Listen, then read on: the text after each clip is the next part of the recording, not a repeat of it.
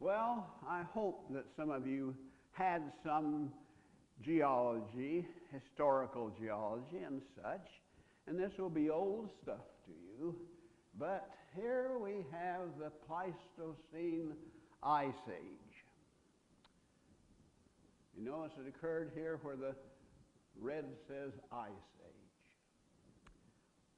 Age. The Ice Age,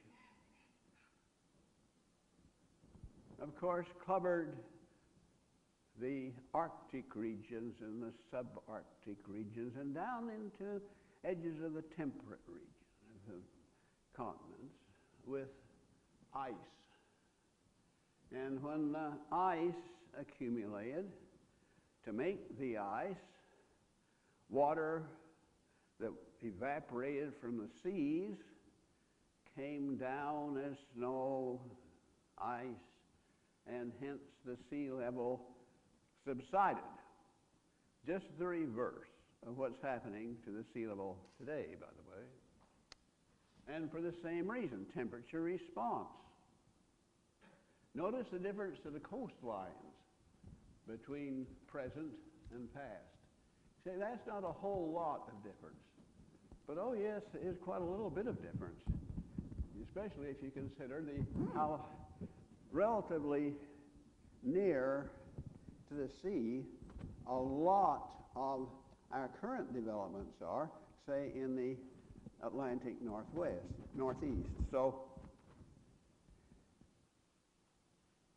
then up here is a special interest.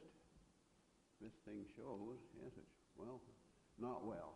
Anyway, you can see the effect up there. Can you see it?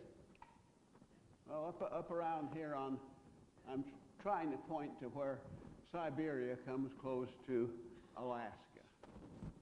And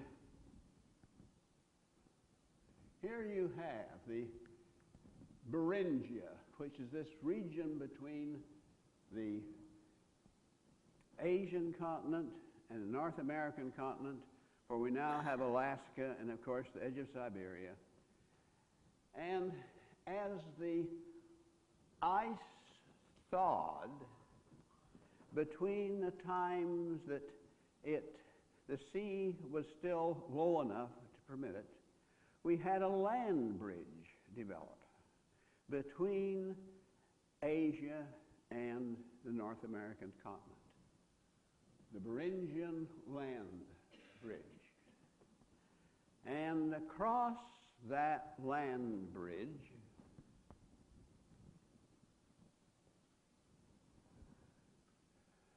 came Homo sapiens. About 25,000 years ago.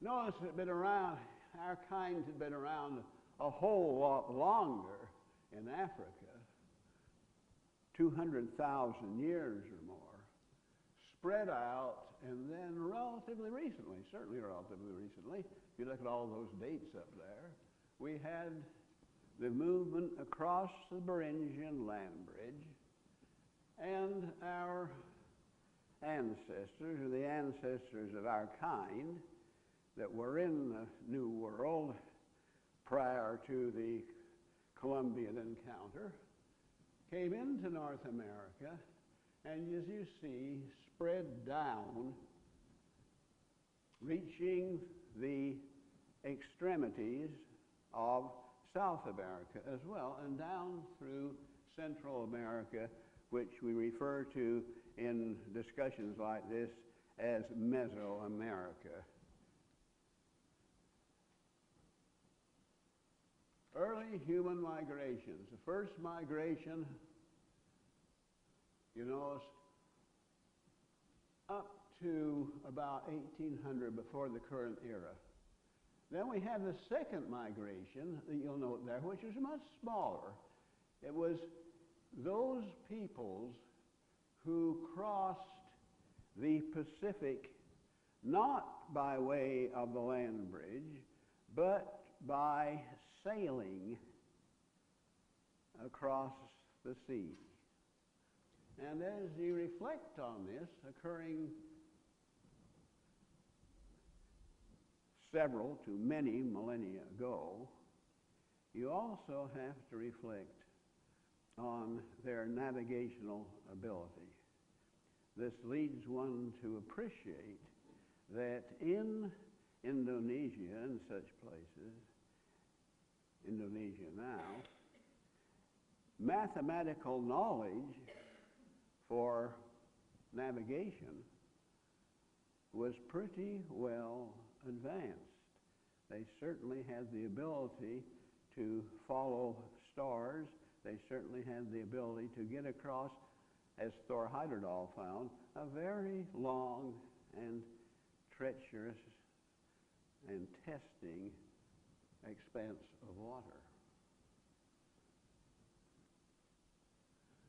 So here they are, the earliest securely dated sites of human presence in the Americas. 16 to 13 years before the present era for North America, and 15 to 11,000 years for South America. The oldest one up there, as of this publication, which is recent but not today, was at Meadowcroft, as you'll see, up there in the Arctic, where you would, up there in the northeast, where you would be sort of surprised to find that the first settlement discovered and dated was over that far, which means that obviously those who came across the Beringian Bridge, which were these folks, that they certainly encamped along the way. We just simply haven't found the earlier ones. They didn't just suddenly land that far over in our northeast. And then clear to nearly 15,000 years ago, way down there in South America. So we had a dispersion of our ancestors.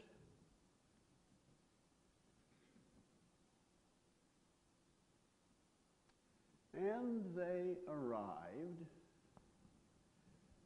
across the Beringian land bridge in what was a difficult climatic situation. True, the ice had melted to the point they were able to come across the bridge, but it was not at all hospitable. And during that time, they survived. As we'll see, the populations that each one of them represented, and we're all a population of creatures, not just individuals. These came along with them. Some could not survive that crossing. When they arrived in North America, they found that the big game was there. We now know from having found quartz arrowheads, fluted stone arrowheads, among mammoth bones and other species that long have been extinct in North America, that these large mammals were present when our ancestors arrived. For years, they thought it was changing climate and such, which led, and resources, which led to the extinction of such things as mastodons and mammoths. But now, we're pretty easily persuaded that our ancestors played a role, perhaps a major role, in doing away with these big critters, which of course were a fine source of meat for them. So we started our process of driving other species down and even to extinction early on. In North America, we had some cases where their complex societies develop, but they were non-literate. They did not have a written language. So why not? Well, the need for a written language is dependent in great part upon the organization of the society if it's into urban types of situations, large settlements, there's a greater need for developing some means of keeping records and such. But when you have what began as a hunter-gatherer society and was for a long period of time, and then you had smaller settlements, you had the beginnings of agrarian farming and such, you didn't have the demand. And also it's true that most languages that we discovered, new languages, kind of began with some seeding from other societies that did have written languages.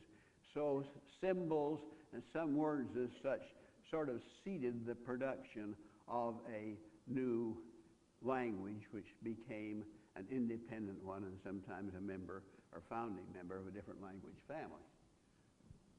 Now, in Meso and South America, development was much more rapid towards urbanization, large societies, and we who are schooled in the Western tradition, we think of classic civilizations, of the glorious ones in the past, around the beginning of the current era, as having been Mediterranean.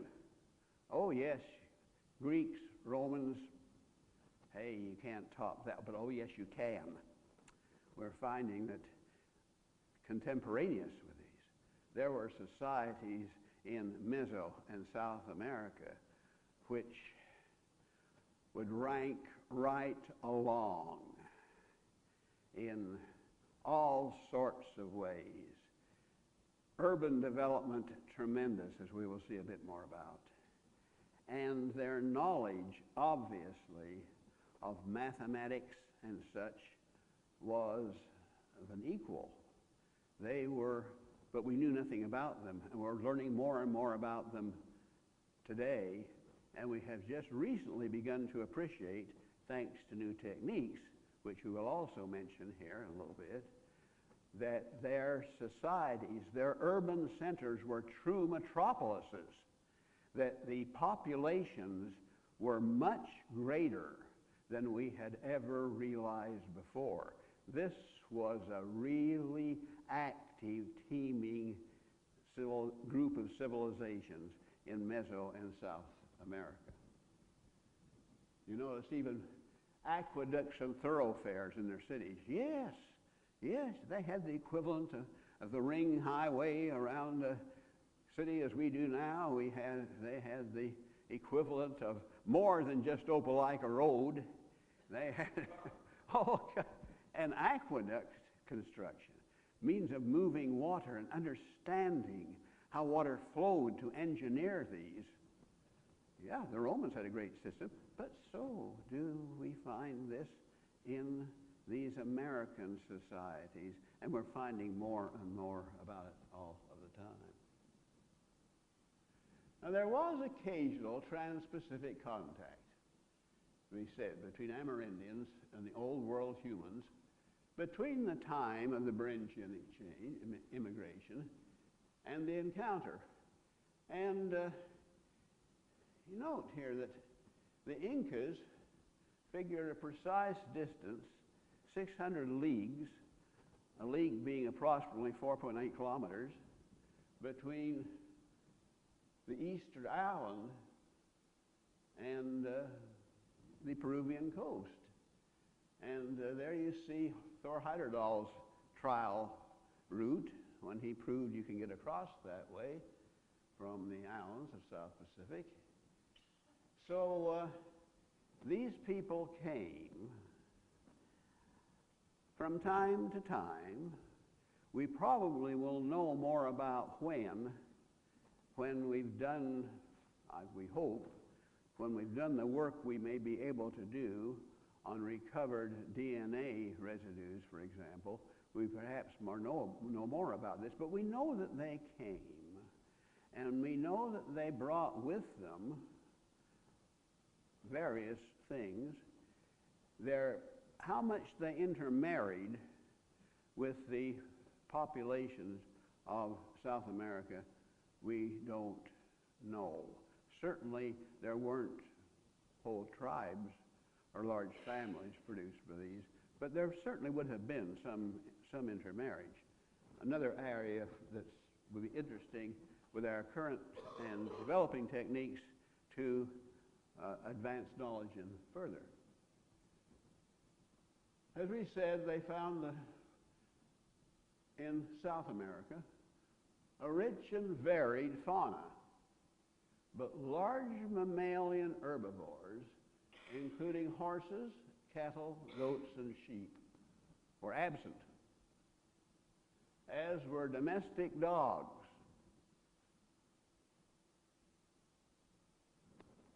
Yes, their ancestors who crossed the Berengian land bridge brought their dogs along with them.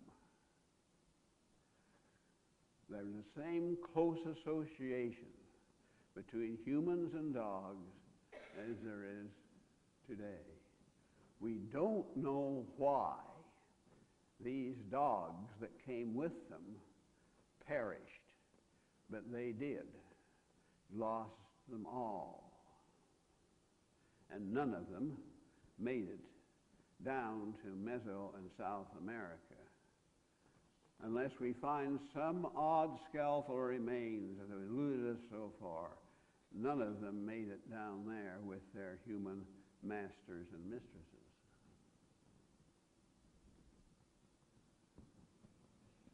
Take a look at some of the fauna that was extant at the time that the Spaniards made their encounter. Caviomorph rodents, guinea pigs, I'm sure you know, and New World porcupines.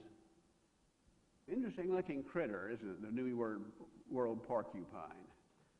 I don't recall ever having seen one in a zoo. I don't know that one would find one in a pet store. You don't find many porcupines in pet stores. And if I were a member of that species, I would think that there was some discrimination going on. Because porcupines can be as smart as their fellows, but people just don't go for them in great measure. Notice that guinea pigs were domesticated about 2,000 years before the present era. They were used for as a source of meat. Then we have the New World camelids, the alpacas, llamas, vicuñas, and guanacos. Here's an interesting thing, that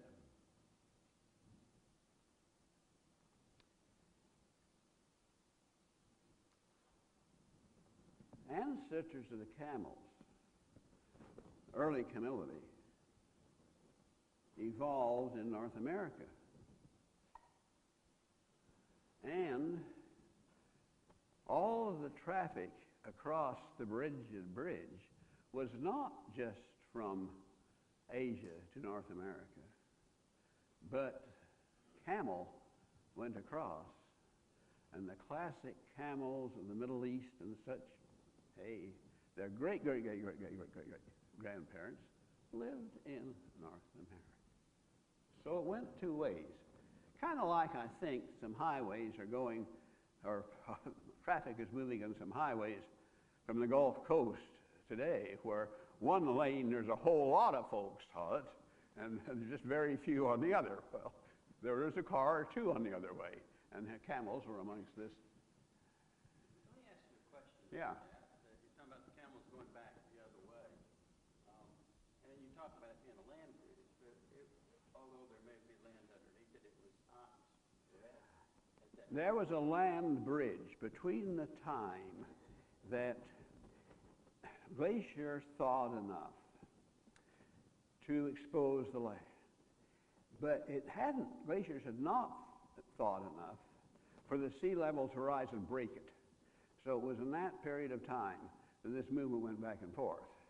It wasn't a warm, hospitable bridge, but there was a land base to it. Yes, it wasn't just crossing over ice. Could have gone Yeah, we don't know that, and that, of course, would be very difficult to determine because they'd have come back to the same population pool from which they left, and we wouldn't have any way of really knowing about it. But that's a good point. There's many of these things that we would like to have more detailed knowledge than we do.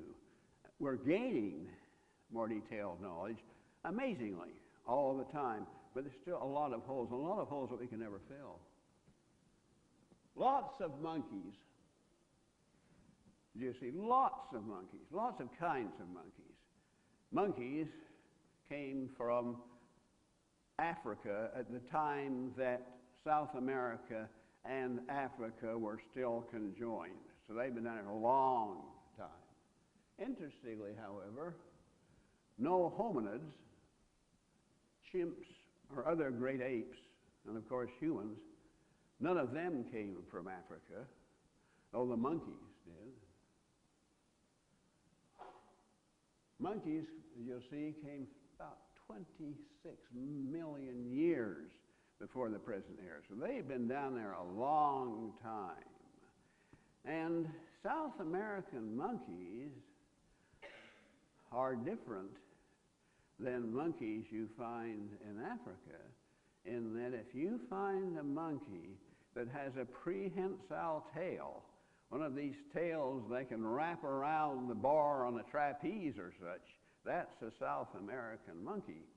Those in Africa do not have prehensile tails. Alpacas and llamas, Incan culture. I think Rod will have some more to say about this later on. But as you can see from this slide, these were used widely and skillfully by the humans in those societies. They developed really amazing programs to breed them. They learned how selective breeding can change the traits, as of course we have long known for dogs and cats and such things as this. And so they developed specific kinds. The heavy llama as a pack bearer in the Andes. And look at that alpaca over there with its wool, which provided the material for a significant and sophisticated textile market. They didn't have horses as beasts of burden to carry heavy loads in the Andean environment, so they had to have something. So they did the best they could by developing these heavier, stronger, more muscular llamas and using them for that purpose.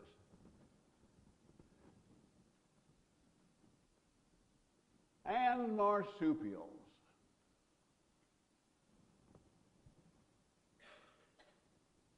The time of the Ice Age, animals in general, vertebrates in general, terrestrial vertebrates in general, were driven southward towards the equator because of the cold, intemperate, unsuitable climates created in the northern latitudes. This, of course, as you know, is why we have the glorious development of large ruminants, herbivores in Africa. They're distinctive fauna of Africa. Giraffes, elephants, all these sorts. Lions driven down to Africa where they made their home and flourished. Well, marsupials,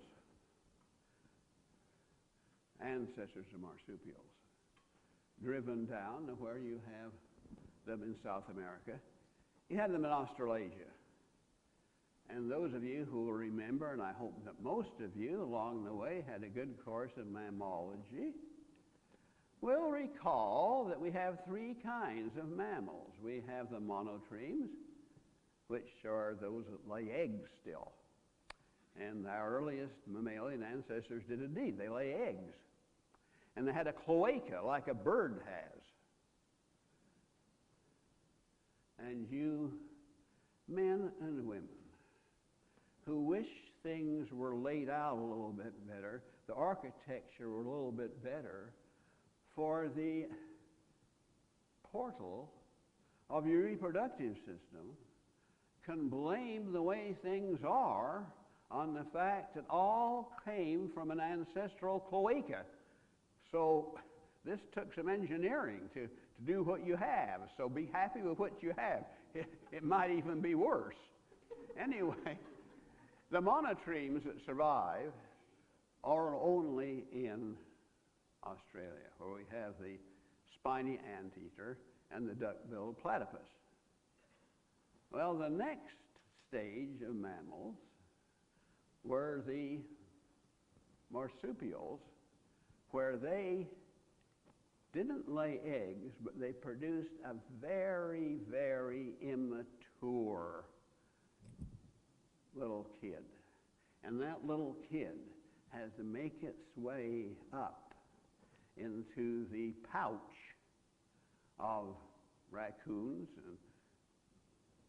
and possums and this whole wide variety of rich fauna of marsupials in South America or in Australia, and then find their way to the little mammary gland where they can fasten hold and get the nutrition they need to grow. So they spend quite some time in this pouch.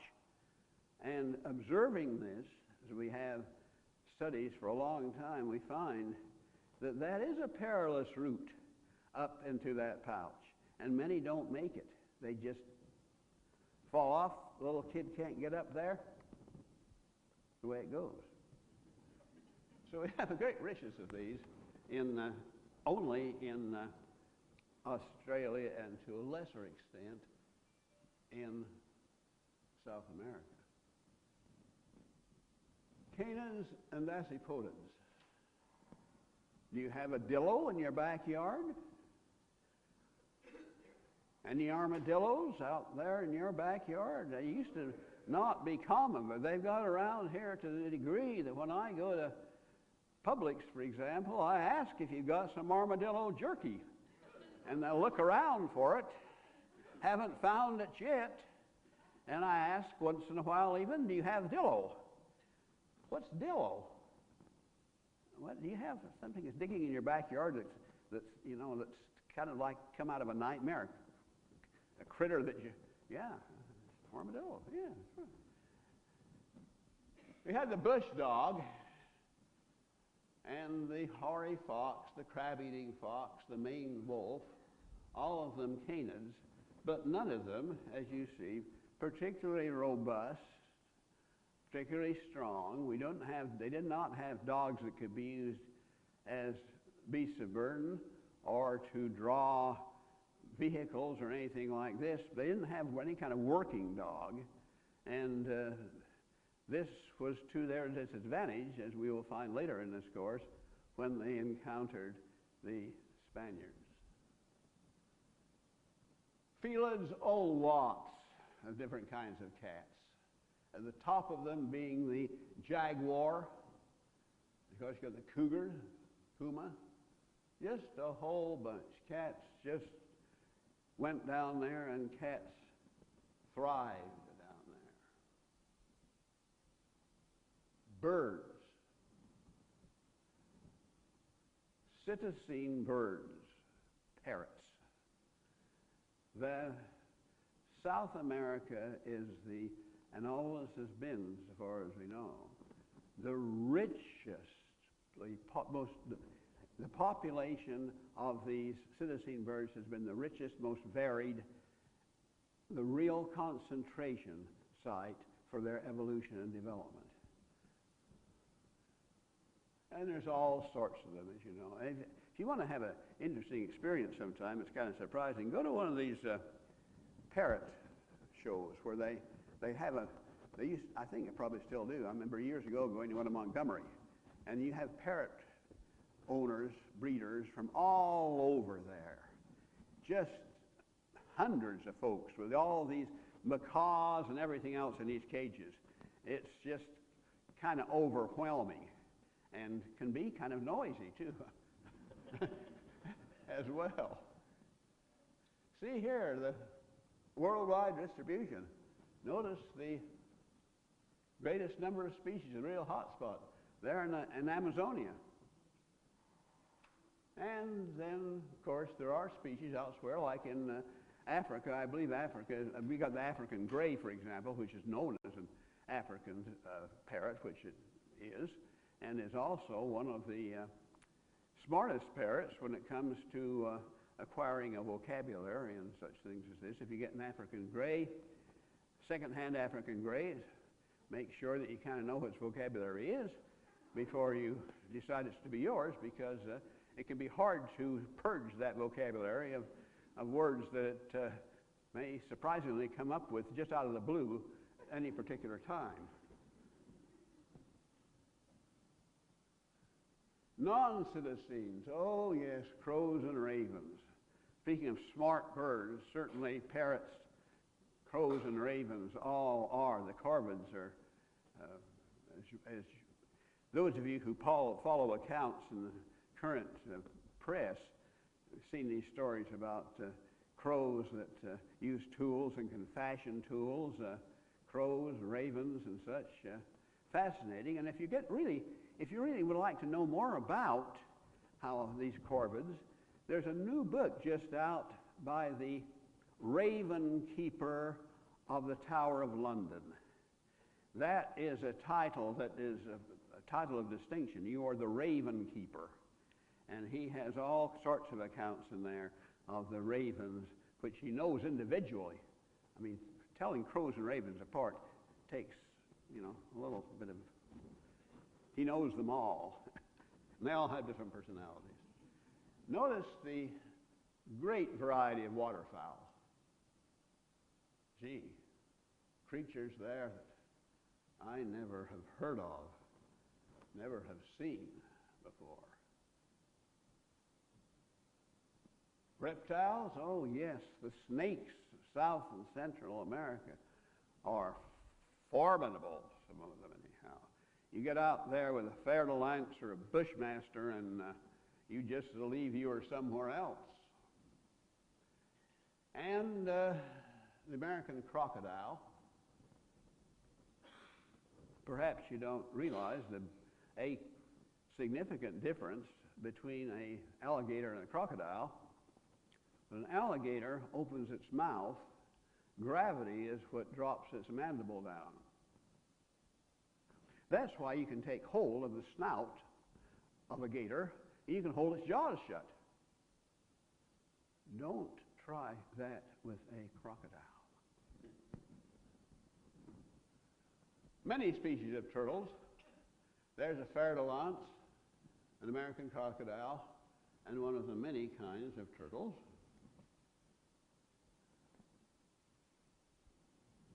Glorious host of amphibians.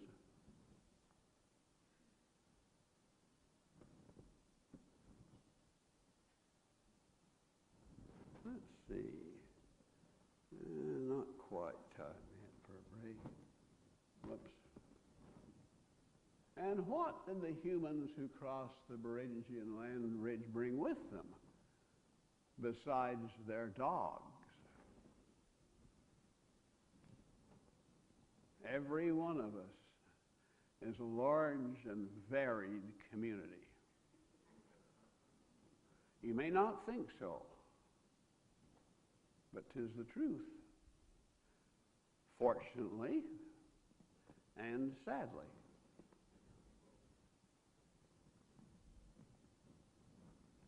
Lice went right along with them. Yes, the old joke, which I hope you don't find offensive, about the fisherman who goes out to sea and sends word back, goes, don't wait up for the fish boat, for the shrimp boat, honey. I'm coming home with the crabs. That is the crab louse. So we had body lice, head lice, and crab lice. Did these people who crossed the Beringian Bridge, even in that chilly climate there after the ice had gone down enough to cross the bridge, they take a daily shower or a weekly shower or have a big kind of a thing where they all got together and bathed? Never believe it. When one reads history, any society, about events that occurred prior to at least the mid to late 19th century, doesn't realize, reading all these glorious things, reading about the Roman Senate, how they all got together, things like that, they don't realize how people smelled. How people smelled. These folks stunk. And this was just as well for these critters that came along with them. They were happy. They were warm. They weren't disturbed. And they did very well. So you've got, and that, yes, they had, if any of you have, and you do every once in a while around here, if you've got kids that somehow picked up head lice, you know you have got a little bit of a problem in getting rid of these. And they'll spread in schools. And fleas. Dogs had fleas with them. Human fleas, too. Variety of mites. Notice that beautiful follicle mite over here, big with scanning electron microscopy. I would bet, now I'm not going to try to inspect you, and I would need a powerful magnifying glass to do a good inspection, but I'll bet, even as I am speaking here now, that at least one of you has one of these folks sticking its head out of one of your hair follicles and looking around and kind of, getting up in the morning. we all have them. And helminths, yes, pinworm. Any of you had an experience with pinworm? You've had, oh yes, if you want something that makes your bottom or your kid's bottom itch like everything, it's pinworm. Because pinworm has a direct life cycle, and you scratch that itch, and you get these little legs and your fingernails, and then it can just go around that way. And they can also get around your house, and other people pick them up. It's an abomination to have an infection. Yeah, they had those. They had those because in these cases, these roundworms, these nematodes, they have eggs that are, most of them have eggs that are quite resistant to environment. So we have found eggs this way in coproliths. You all familiar with coproliths? A coprolith is fossilized doo-doo. So if you have a child who aspires to be a coprolithologist, just remember what you're going to have, around the house. It doesn't stink. It's fossilized. Interesting stuff. We learn a lot from it. So we had pinworms. We had threadworms. Threadworms pinworms are a terrible nuisance. Threadworms can be life-threatening. They can cause disease in multiple organs. They had those. And then the large intestinal roundworm over there, Ascaris, they had those. We found the eggs from them. Cestodes, tapeworms, were undoubtedly present. Flukes, present. But we have not found evidence of them. As for one thing, they don't have eggs generally that are as resistant to the environment as these nematode eggs are. And so and in some cases we may come across these, but we have not yet. And here's the big populations. Many protozoa, bacteria, and viruses. Most of them benign phoretics. A phoretic is something that just comes along for a ride. It isn't a parasite. It isn't a commensal. It simply comes along for the ride. You drive through an area of the country where there's lots of weeds growing by the side of the road or such, and you will pick up seeds, sometimes of weeds that they just as leave not have spread around. And you'll pick these up just on your car. They'll ride with you. They're a phoretic for a while. That's also behind the term that probably you've heard one way or another through medical tests as such, electrophoresis. It means molecules carried by an electrical field. These are simply phoretics being carried along by the current. And many of them, we increasingly appreciate, are necessary parts of our normal flora. If you use germ-killing soaps and everything, if you do things that disrupts and reduces your normal flora below the before the general level, you can have health results from having too few or missing of these. So all this came along with these folks. All these and no doubt more. Well, here when our ancestors got down to Mesoamerica and South America, three major civilizations were established that were extant when the Spaniards came.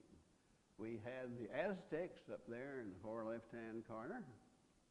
We had the Mayas, the Yucatan Peninsula, and the Incas there on the coast into the Andes of South America.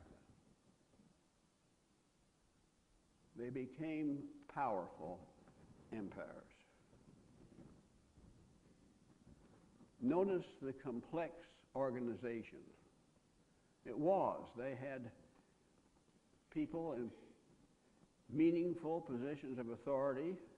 They had an organization such that if key individuals were killed in war or by disease, you could have a major disruption of function because this was a key person. And in the case of disease or war, if there were an established pattern for succession, it could quickly become disrupted. So you sort of had a decapitated society where, yeah, you had plenty of people there still, but the leaders, both politically and religious, which is important, could be missing.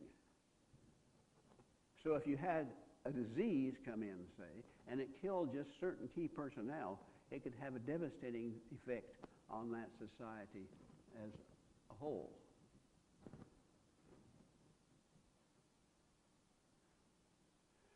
I think this is a good point to have a quick break, and I'm hoping that this is hooked up, so we will see a little video here after the break. So let's take about let's take 10 minutes break. I mean, why the heck not? Yeah, move around a little bit.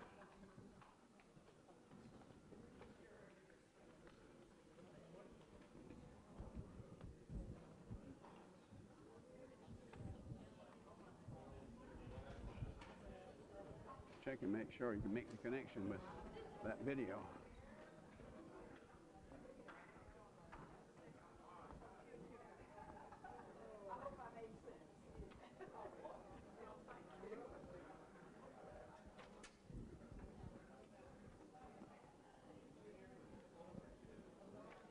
Is it set up so that for when we get back, that video will show from YouTube? I'm going to try and see. Okay.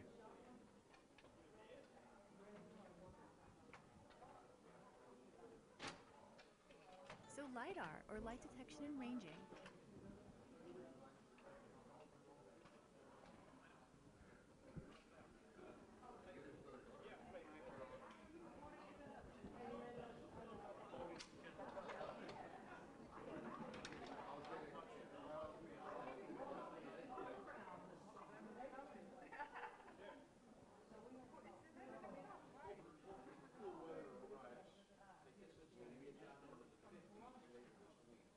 better talk to Carol when you have a chance, because it's my understanding that the EPA has a target on her back.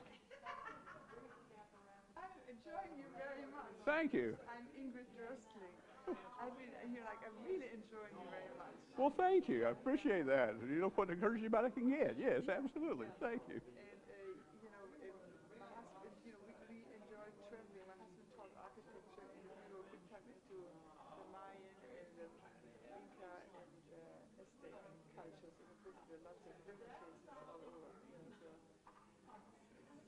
It's fantastic. I'm hoping that we're next going to have a little short video clip on LiDAR, because it is just a marvel what they're doing with LiDAR now. But what is LiDAR? So LiDAR, or light detection and ranging, It is a technique. uses lasers to measure They the call it elevation of LiDAR, just things like they call ground, radar. forest, This is with light. Okay. A plane flies over an area, equipped with laser. Oh, yeah, I read about it in National Geographic. Yeah. They didn't have to disturb the soil, and they can find everything because the soil was disturbed That's once right. upon a time. They can digitally strip away the vegetation. Yes. And this has revealed Yes. metropolises Yes. unlike any we had That's right. imagined. There's so much, it's unbelievable. You're right. Yeah. That's so interesting. Oh, with as I said here earlier, thoroughfares, aqueducts, just truly marvelous. We just didn't imagine the extent and the population. When you go to Machu Picchu, it's very interesting. You're like with the aqueducts and being as high and how everything works and so forth. Yeah. You see it right there already. So they had long worked out the necessary design principles to get water to flow as it should to feed and maintain the aqueduct. They had worked out, I don't know whether they had, I just don't know, maybe it is known, I don't know whether they really had any trigonometry per se, but you think they almost would have to have had. They certainly did have the necessary mathematical knowledge. Yeah, I think when you And they used the golden mean. We know they had the golden mean. Yeah. Then when you look at the calendar, I think about it. They had every 52 years only, what is it called? Yeah. They have it every 4 years. Yeah, I know what you're talking about. Yeah. Yeah. An extra year, an extra piece of time tucked in there to keep it. Yeah, an extra Yeah. day. Yeah. In the Aztec calendar, they think it's really a Mayan calendar. The Aztec claim it's them, but it might be, they think more now these days the Mayan. 52 years before they had to adjust. But they had more months. Yeah. So they certainly knew more astronomically than the Egyptians did. I mean, yes, the Egyptians could position things so that light would fall in certain places, but not to the degree these folks did. Yeah. You know what, in Yucatan, El Castillo, like in the 21st of March, the snake, Yeah. it's lit up in a way that, These people had things worked out. Thank you, yeah. Yeah, you have to keep it out of sight. Look, Lord, yes, you can. Anything you bring in here, even a lifesaver, you have to tuck away.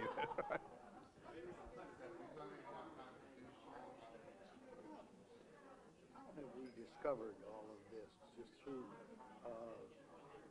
archaeological findings? Much of it, yes. Archaeological work, yes, indeed. And as I was saying to her, we now have this LiDAR, which is fantastic. This ability for the plane flying over, computer equipped, so it can precisely determine the length of time required for the beam to reflect back up for the plane and be received, so it can detect very slight differences in elevation. So then it feeds all this into its processor, and then they can do like you can do in Photoshop. They can digitally remove the vegetation. And here you've got fantastic cityscapes that have been totally covered by jungle in the Yucatan Peninsula, so that cities like Chichen are much more extensive than we had imagined them being. Chichen Tikal and these others, much more extensive, plus some others stuck out there in the jungle that we really didn't appreciate amounted to anything. Now, so we have that. Another thing we have to go along with, certainly, archaeology, is we have the discovery of how permanent, how long-lasting DNA sequences can be. When we first, Watson and Crick did their work, no one really thought that DNA would remain undegraded for a long period of time. But gee, we find it in fossilized bones, we find it in various places like this, and it takes so little because with the techniques we have now, like the PCR technique, we can amplify that, and so we have that as a means of searching for the identity of disease-causing organisms, say. So that adds, so we've got LIDAR, and these are, along with the standard archaeological techniques, give us the ability to get, and we're acquiring it, more and more knowledge all the time, which is very revelatory. I mean, we're going to get a whole new picture of this. Of course, we're going to have to hurry because by the time 2040 gets here or earlier, the climatic conditions are going to be so miserable in the lowlands of Yucatan. Try to get an archaeologist or a team to go down there and work. You're going to have to pay one dickens of a lot, and they're going to have to work in the middle of the night. So that's what's happening.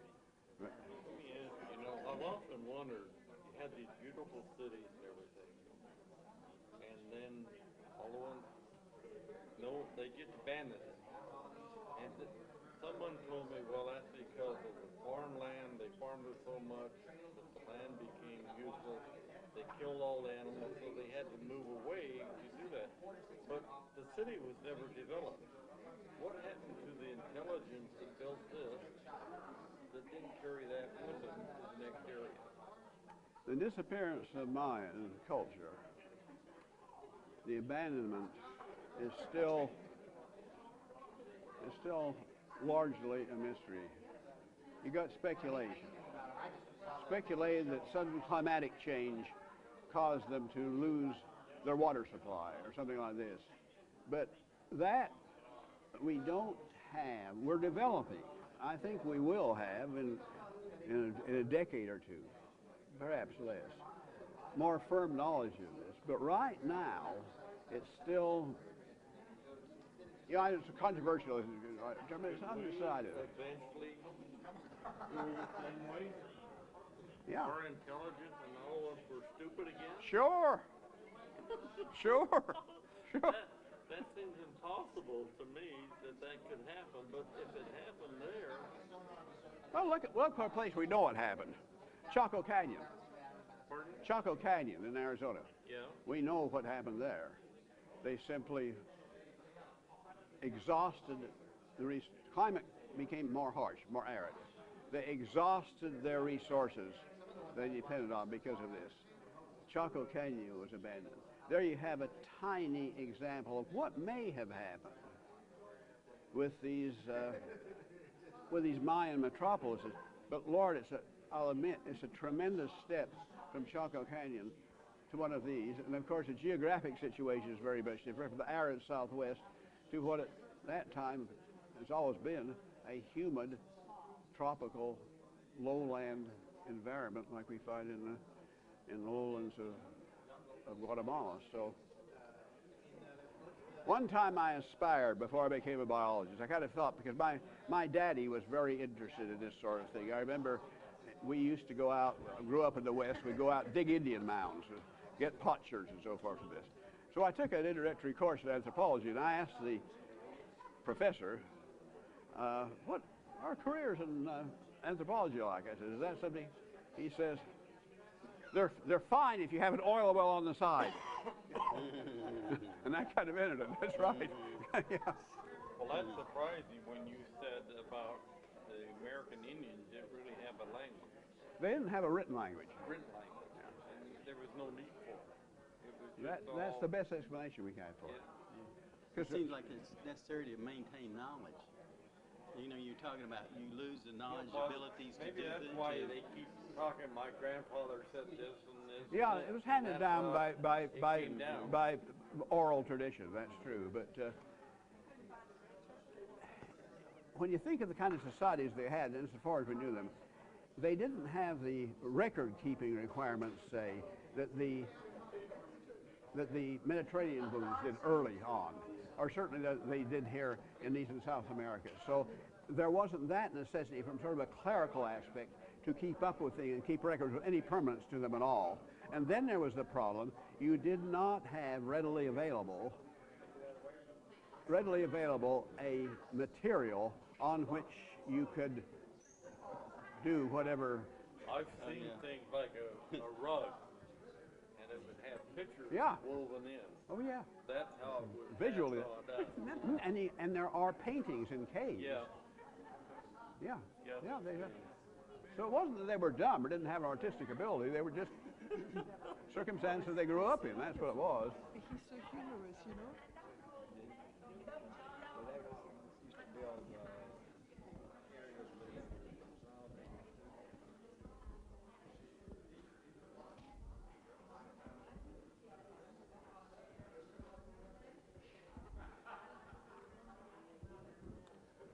Okay, you've had a long break, and we are under the cautionary, you might say, of get out of there in time so the next group can get in.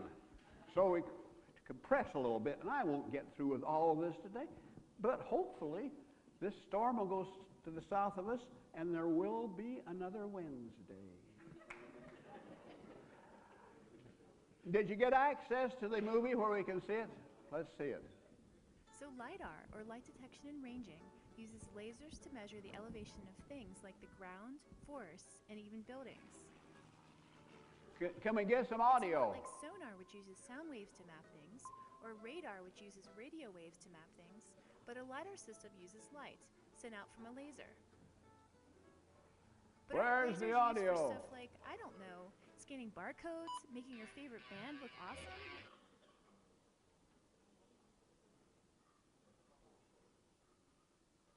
This is not exactly what I had expected. You can't get the audio?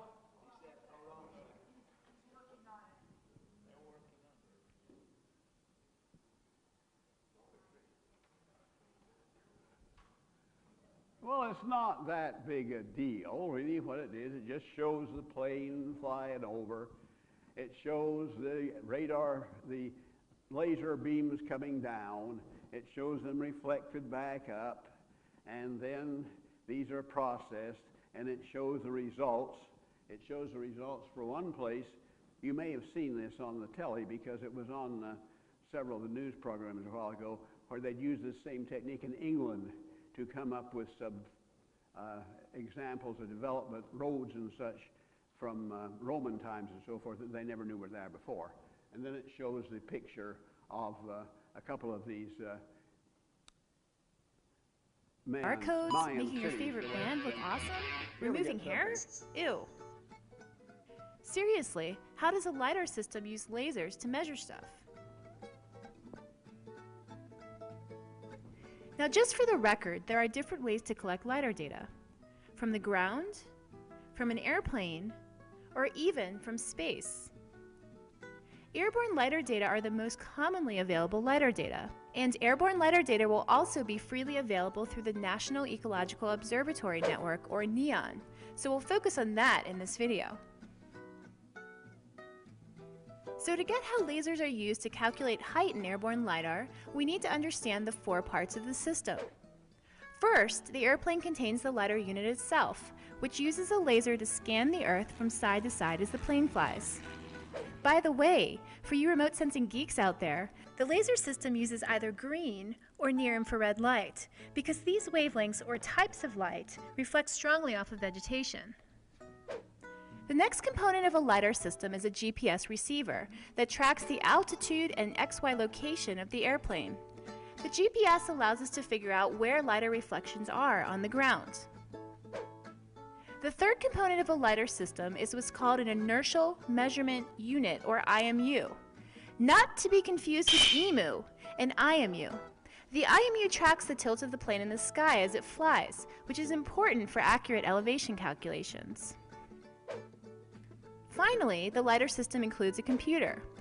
The computer records all of that important height information that the LiDAR collects as it scans the Earth's surface. No computer, no data. It's as simple as that. Now you may be wondering, how do the laser, the GPS, the IMU, and the computer all work together to get us these fantastically useful LiDAR data sets? Well, the laser in a LiDAR system scans the Earth, actively emitting light energy towards the ground. Now before we go any further, let's get two key LiDAR terms associated with this emitted light energy out of the way. You know, so we can speak LiDAR and all. First, let's define the word pulse. A pulse simply refers to a burst of light energy that is emitted by the LiDAR system. And second, let's define the word return. Return refers to reflected light energy that has been recorded by the LiDAR sensor. So pulses of light energy travel to the ground and return back to the LiDAR sensor. Now we're speaking LiDAR. Now all of this pulse and return business is great, but speaking the language doesn't give us height. To get height, the LiDAR system records the time that it takes for the light energy to travel to the ground and back. The system then uses the speed of light to calculate the distance between the top of that object and the plane. So let's break down what this distance calculation looks like. You take travel time, multiplied by the speed of light, divided by 2 since the light traveled to the ground and back. This calculation gives us how far the light actually traveled to the ground. So using this math, we know the distance between the plane and the ground. But we're not done just yet. How do we figure out the actual elevation of the ground? To figure out ground elevation, we take the plane's altitude, calculated using that GPS receiver. And then we subtract the distance that the light traveled to the ground. And that covers the basics of how a LiDAR system uses lasers to measure height. So now we've got the basics down, but there are two more things that a LiDAR system has to consider when calculating height. First, the plane rocks a bit in the sky as it flies due to turbulence in the air. These movements are recorded by the inertial measurement unit, or IMU. No, not EMU, IMU, so that they can be accounted for when height values are calculated for each LiDAR return. And also, an airborne system scans the Earth from side to side to cover a larger area on the ground when flying. So while some light pulses travel vertically from the plane to the ground, or directly at nadir if we're still talking LiDAR lingo here, most pulses leave the plane at an angle or off nadir. So the system also needs to account for pulse angle when it calculates elevation. So let's put this all together one last time. The LiDAR system emits pulses of light energy towards the ground using a laser.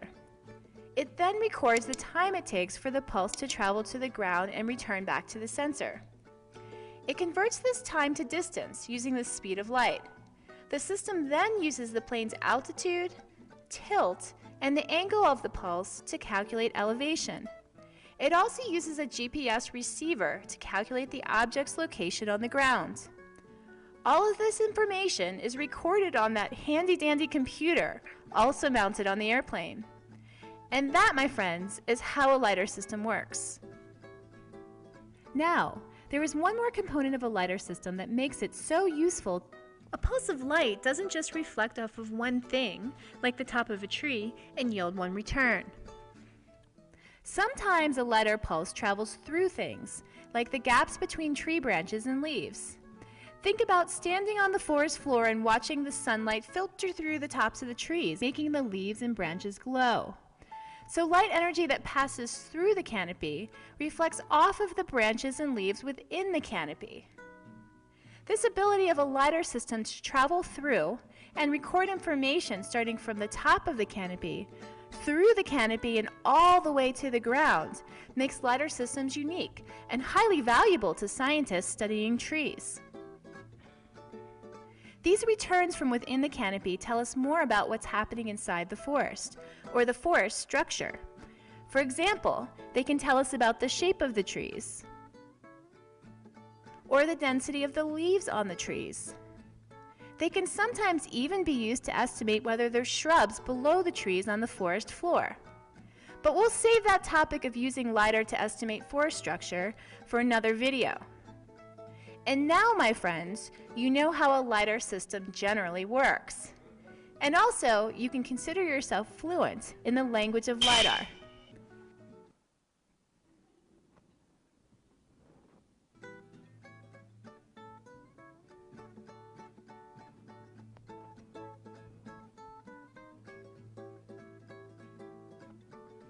Well, you didn't realize you're going to acquire the useful base of another language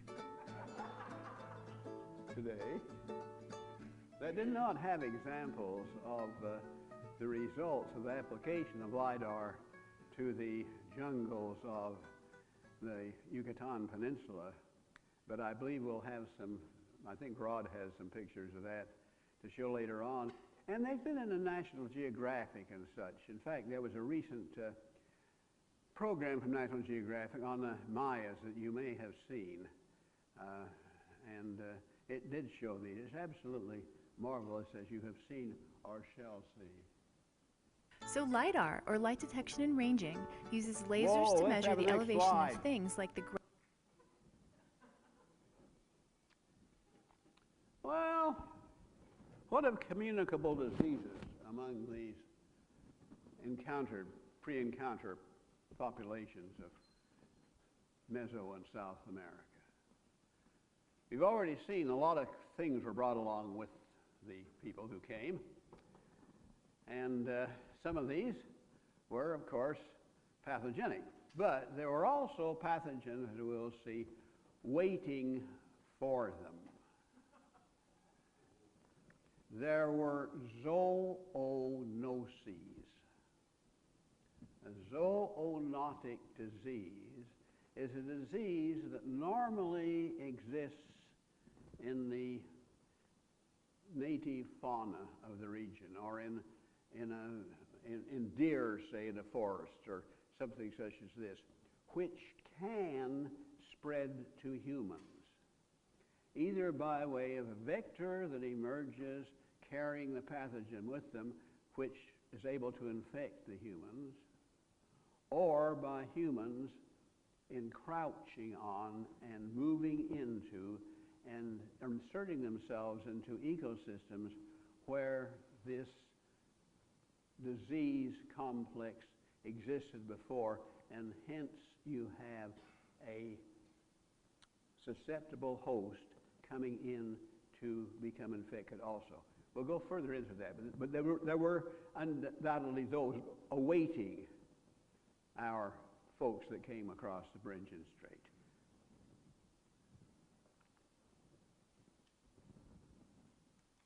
Well, it's not easy, this line of work. Be very interesting in any native, especially prehistoric population, to know just what afflicted them. But it's not easy to find this out. It is daunting. Lack of descriptions of signs and symptoms. You know what the difference is between a sign and a symptom? You know what makes the job of a veterinarian tougher than the job of a physician? The physician can hear how the patient feels. Well, do you have an ache and pain here? How did you, where you got it this morning? Were you regular yesterday? All these things. These are symptoms. Signs are what the physician observes. And if you're a veterinarian, unless you're a whisperer, you only have signs. That's why diseases have signs and symptoms. Linking the name of a disease to signs and symptoms is tough. Think of the difference between the languages of these pre-Columbian civilizations, and the language of the early recorders of disease conditions and such, who were Catholic priests. And the priest was not raised in a medical environment. He was not medically trained. Not that it would make all that much difference, because the training given to medical doctors, medical practitioners in those days in Europe, you can imagine how lacking it was. We didn't know that. So they come over and they're stymied by this. Obsolete medical terminology is used by describers. Yes, the terms that were used in the medicine of 16th century Spain, how did it fit these signs and symptoms that they saw over here? Hey, it was not congruent at all.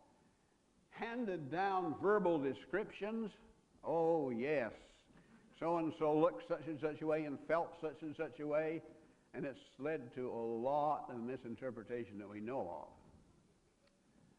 Identifying identifying the presence of role of magic in descriptions of disease. Be it in the Europe of that time frame or in the Americas of that time frame, or of Africa in that time frame, of humanity most everywhere, magic was a very important thing. A very important thing. It's one of the things that gives people who are ethnobotanists.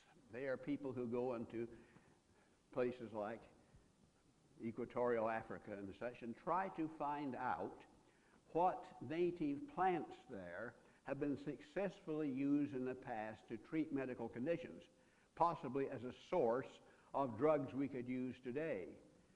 So they inquire around, what plant did this and what plant did that, what's been used this way, so we can collect some of it and maybe do some experiment with it. They encounter the magic, and so that's tough to deal with.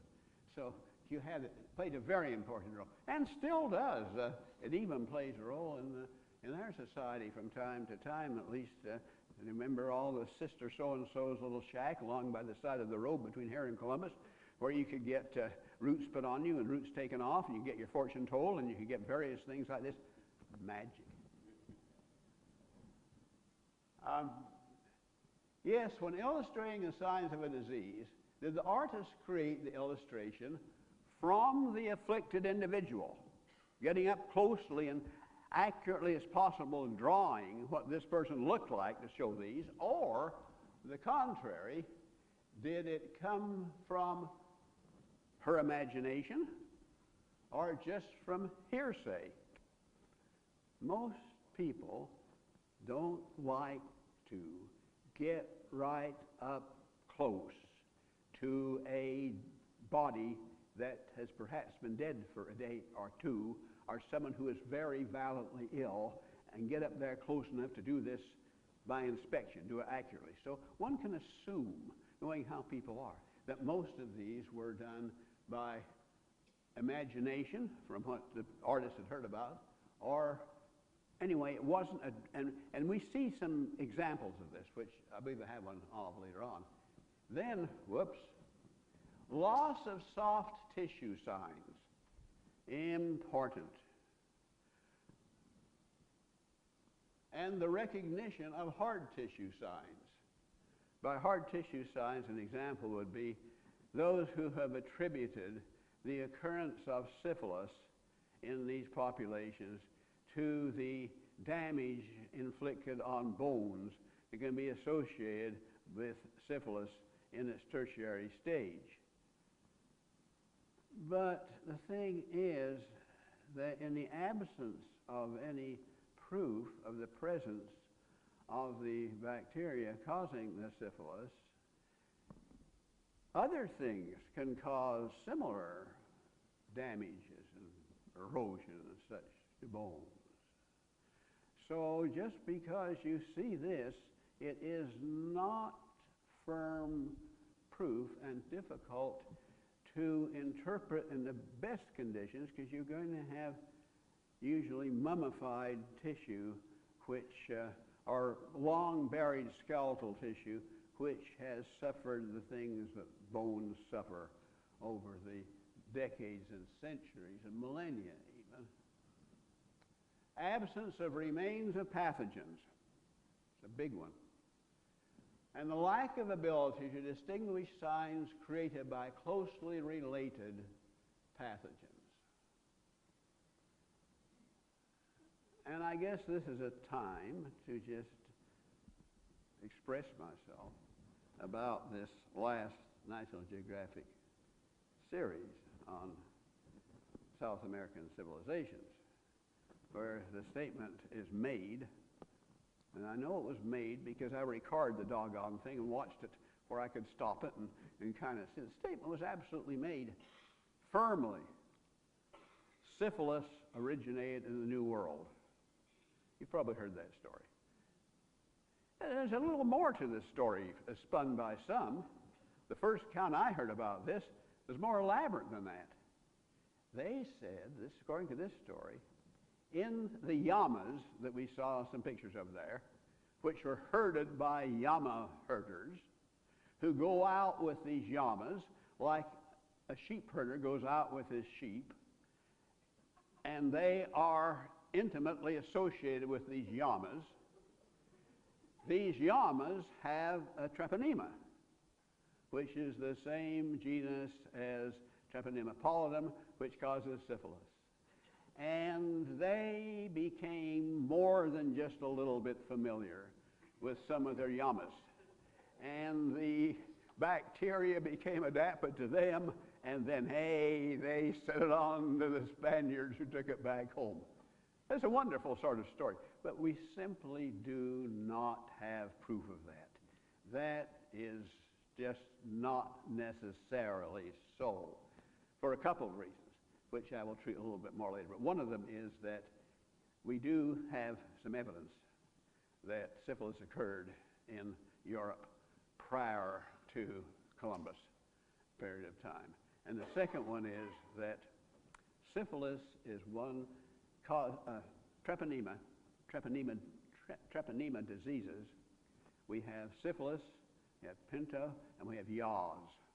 And the treponemes, morphologically, macroscopically, are indistinguishable. So,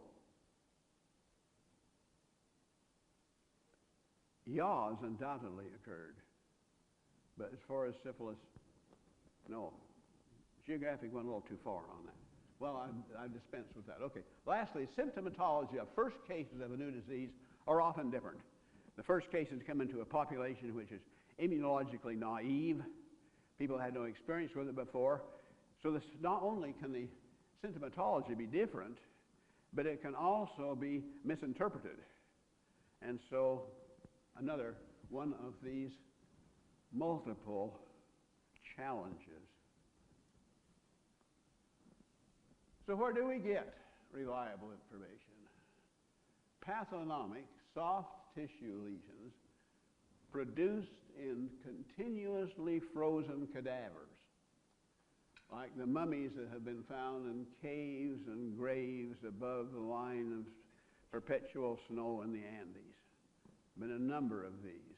I believe that one of the custom of that society, for a reason that I'm sure Rod can explain to us, that I do not remember at the moment, for transporting these corpses up to such an altitude and placing them there in caves or such where they will be perpetually frozen. Pathognomic hard tissue lesions in skeletal remains, if indeed they are pathognomic, that is, indeed they do point precisely to a cause by a particular infection caused by a particular pathogen. Pathogens preserved as frozen tissue. Parasitic worms with eggs.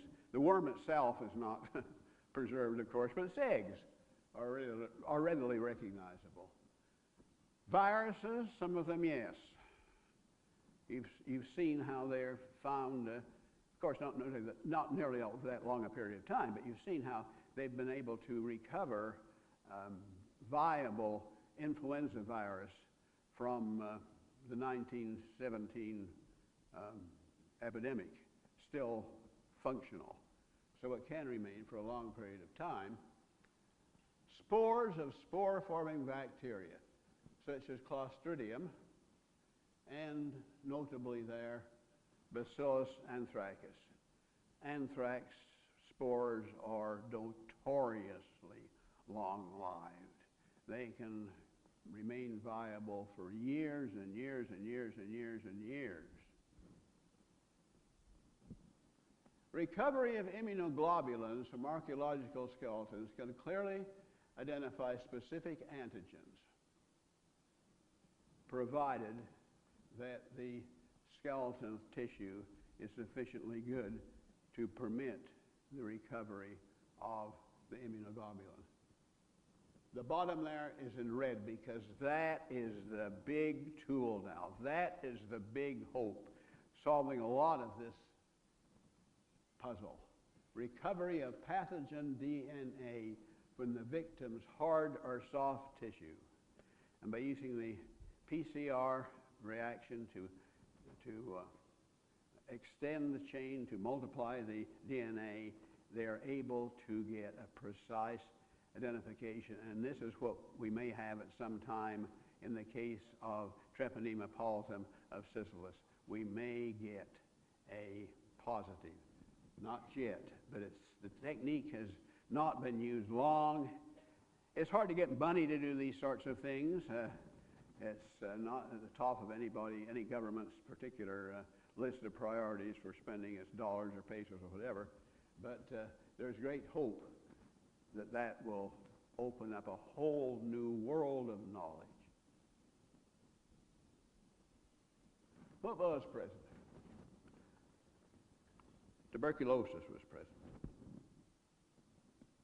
Interesting, you see? We do know this. It was acquired from seals, which also had tuberculosis, in Peru.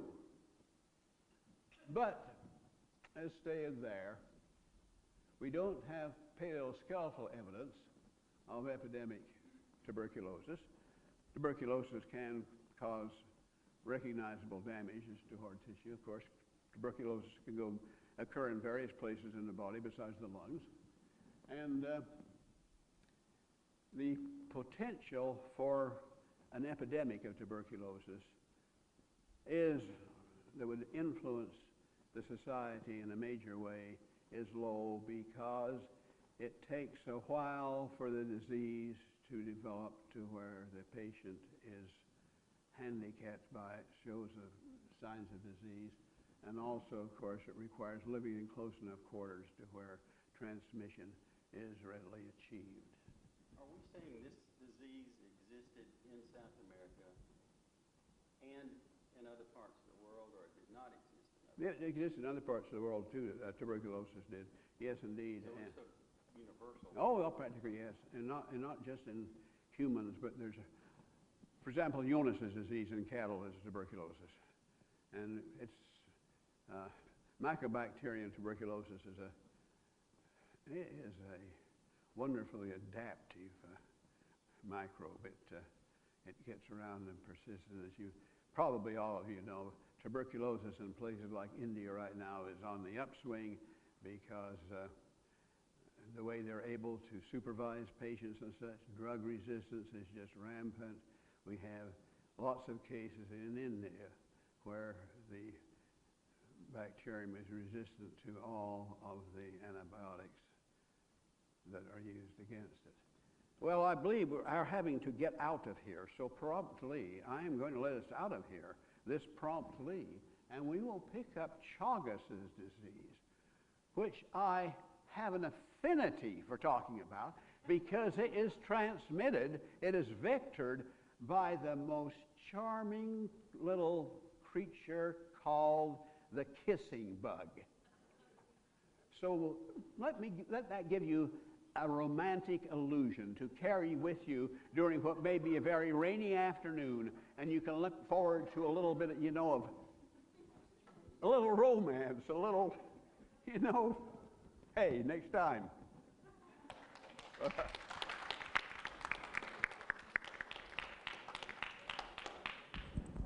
Good.